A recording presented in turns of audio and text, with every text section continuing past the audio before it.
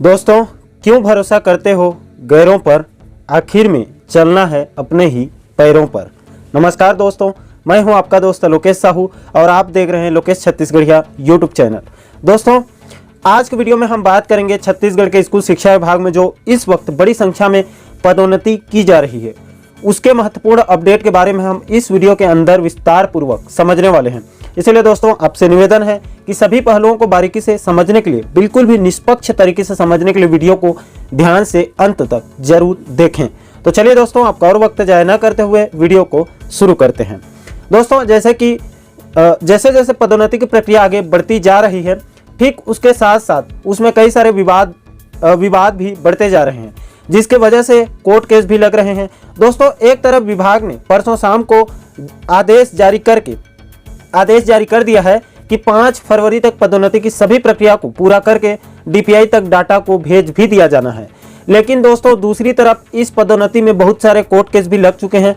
दोस्तों, आरक्षण के मुद्दे को लेकर बहुत पहले से ही केस लग चुका है, जिस पर बिलासपुर हाईकोर्ट में सुनवाई चल रही है, जिसका अभी तक अंतिम फैसला नहीं आ पाया है। वहीं दूसरी तरफ कल और 2 नए कोर्ट केस की सूचना मिली। पहले तो नवभारत में प्रकाशित खबर के मुताबिक रायपुर जिले के एक सहायक शिक्षक के द्वारा पदोन्नति को लेकर लगाया गया केस में सुनवाई करते हुए कोर्ट ने साफ कर दिया है कि इस याचिका के अंतिम परिणाम के अधीन पदोन्नति होगा। इसको कोर्ट ने साफ कर दिया है। इसके अलावा दोस्तों, कल शाम को इसी पदोन्नति को लेकर एक और नया केस लग चुका है, जिसकी सूचना मिली। दोस्तों, इसे विस्तार से समझाने के लिए मैं आपको एनपीजी में प्रकाशित कल की खबर के माध्यम से आपको विस्तार पूर्वक समझाना चाहता हूं।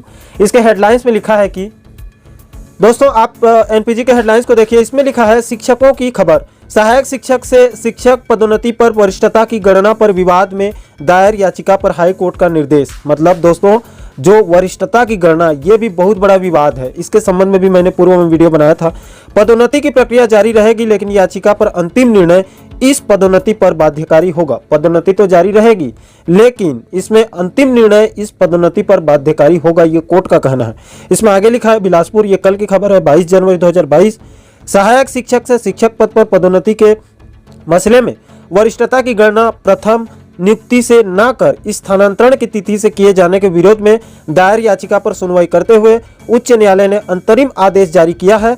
अंतरिम आदेश में कोर्ट ने कहा है कि पदोन्नति की प्रक्रिया जारी रहेगी, लेकिन याचिका पर अंतिम निर्णय इस पदोन्नति प्रक्रिया पर बाध्यकारी होगा। दोस्तों, मैटर यह है कि अभी जो पदोन्नति चल रही है, उसमें वरिष्ठता की गणना प्रथम नियुक्ति, मतलब जब जो शिक्षक पहली बार नियुक्ति लेता है, वहां से उसी दिन से उसकी गणना न करके स्थानांतरण की तिथि से, मतलब कब उसके बाद वो 2-3 साल तक सर्विस किया होगा, उसके बाद ही उसकी स्थानांतरण होता है, तो स्थानांतरण से उसकी गणना की जा रही है, ऐसा कहना है इसमें।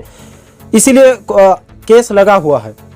पदोन्नति यहाँ पर और आगे लिखा है, वर्ष 2005 में शिक्षाकर्मी वर्ग 3 के पद पर बिलासपुर, रायपुर, दुर्ग, कोरबा, जसपुर और जांजगीर चांपा में भर्ती पंचायत विभाग में हुई थी। 2005 में याचिकाकर्ता सोमा ठाकुर तथा अन्य 24 के आवेदन पर वर्ष 2007 में स्थानांतरण जनपद पंचायत रायगढ़ किया गया था। मतलब 2005 में इनकी नौकरी लगी थी और 2007 में इन 24 लोगों का स्थानांतरण हुआ था।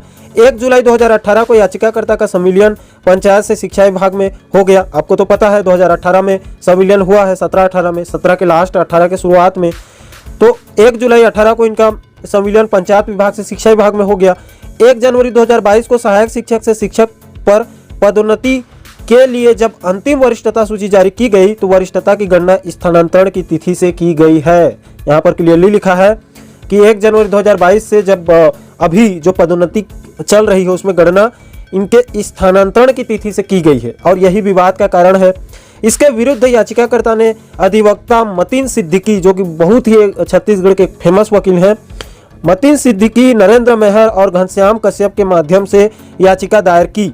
याचिका पर सुनवाई करते हुए जस्टिस संजय अग्रवाल ने सहायक शिक्षक से शिक्षक के पदों पर हो रही पदोन्नति को याचिका के अंतिम आदेश से बाधित रखने पर अंतरिम आदेश जारी किया है। हाई कोर्ट ने सचिव, संयुक्त संचालक स्कूल शिक्षा और जिला शिक्षा अधिकारी को नोटिस जारी कर उनसे जवाब मांगा है। इसका मतलब यह हुआ दोस्तों कि सहायक शिक्षक से शिक्षक पदोन्नति की प्रक्रिया कोर्ट के अंतिम आदेश तक बाधित रहेगी। हालांकि दोस्तों इसमें एक बात याद रहे कि कोर्ट ने यहाँ पर पदोन्नति पर किसी प्रकार का रोक नहीं लगाया है, न ही स्टे लगाया है। अब दोस्तों सबसे बड़ा सवाल अभी भी जस का तस बना हुआ है कि आखिर इन कोर्ट केस के कारण पदोन्नति का वास्तव में होगा क्या? क्या सच में पदोन्नति रुक जाएगी या फिर आगे बढ़ेगी? दोस्तों इस संबंध में मुझे कल एक बहुत ही महत्वपूर्ण जानकारी के बारे में पता चला है रात को। दोस्तों जानकारों का मानना है कि चूंकि स्थानांतरण नीति में ये बात सरकार पहले ही स्पष्ट कर चुकी है कि स्थानांतरण पश्चात नई जगह जाने पर आपकी वरिष्ठता की गणना नए स्थान पर ज्वाइनिंग डेट से की जाएगी, मतलब स्थानांतरण के डेट से। ये बात छत्तीसगढ़ संविलियन निर्देश के कॉलम 9 में कहा गया है। अतः याचिका लगाने वाले को इस पर कोई अंतिम राहत मिलने की संभावना नहीं है या मिलने की संभावना कम है।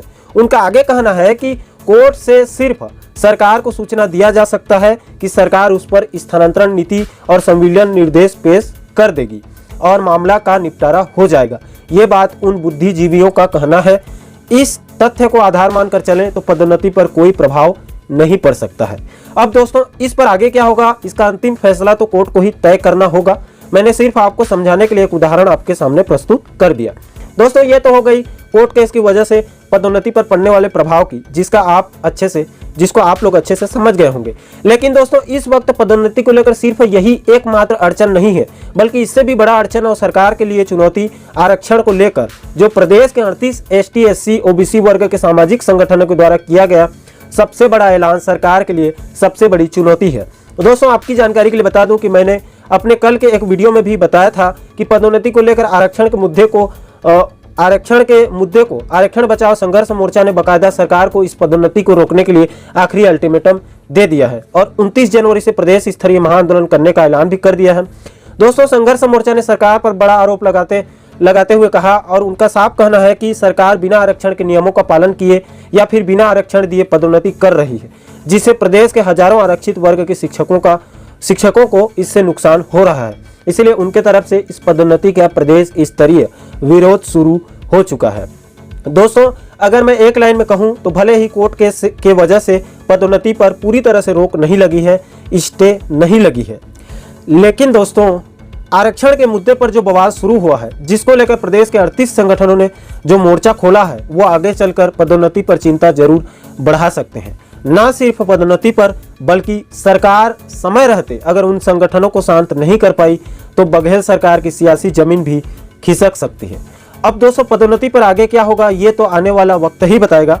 बहरहाल दोस्तों हम यही आशा और उम्मीद करते हैं कि पदोन्नति को लेकर जितने भी विवाद चल रहे हैं उनका सरकार और कोर्ट जल्द से जल्द कोई रास्ता निकाले, उसका निराकरण करें, ताकि प्रदेश के हजारों शिक्षकों के पदोन्नति प्रक्रिया जल्द से जल्द बिना विवाद के संपन्न हो सके। हमारा मानना है कि किसी भी पात्र और योग्य व्यक्ति के साथ अन्याय नहीं होना चाहिए। जो जिसके लिए पात्र और योग्य है उस व्यक्ति को उसका हक और अधिकार मिलना चाहिए, चाहे वो किसी भी विषय का हो, चाहे वो किसी भी वर्ग का हो। दोस्तों आशा करता हूं कि आप इस वीडियो के माध्यम से बिल्कुल सरल और निष्पक्ष तरीके से पदोन्नति पर चल रहे सभी विवादों को अच्छे से समझ गए होंगे। दोस्तों इस मुद्दे पर आपकी क्या राय है, हमें कमेंट सेक्शन में अपनी प्रतिक्रिया जरूर दें। और दोस्तों साथ ही साथ पदोन्नति से जुड़े सभी महत्वपूर्ण अपडेट को बारीकी से समझने के लिए चैनल को सब्सक्राइब जरूर करें, ताकि हमारे सभी नए वीडियो आप लोगों तक तुरंत पहुंच सके। दोस्तों जाते जाते मैं आपको एक और महत्वपूर्ण जानकारी दे दूं कि साथियों वीडियो के नीचे डिस्क्रिप्शन बॉक्स में हमारा व्हाट्सएप नंबर मौजूद है। किसी भी साथी को कोई भी जानकारी लेना है या हमें कोई जानकारी देना है तो आप इस नंबर पर बिना संकोच के व्हाट्सएप कर सकते हैं। हम कोशिश करेंगे कि आने वाले समय में आपके दिए कंटेंट पर भी वीडियो बने, ताकि हजारों लोगों को उसका लाभ मिल सके। दोस्तों फिलहाल के लिए इस वीडियो में अभी के लिए इतना ही। मुझे दीजिए इजाजत, मैं मिलता हूं आपसे एक और महत्वपूर्ण वीडियो में। तब तक के लिए जय हिंद, जय छत्तीसगढ़।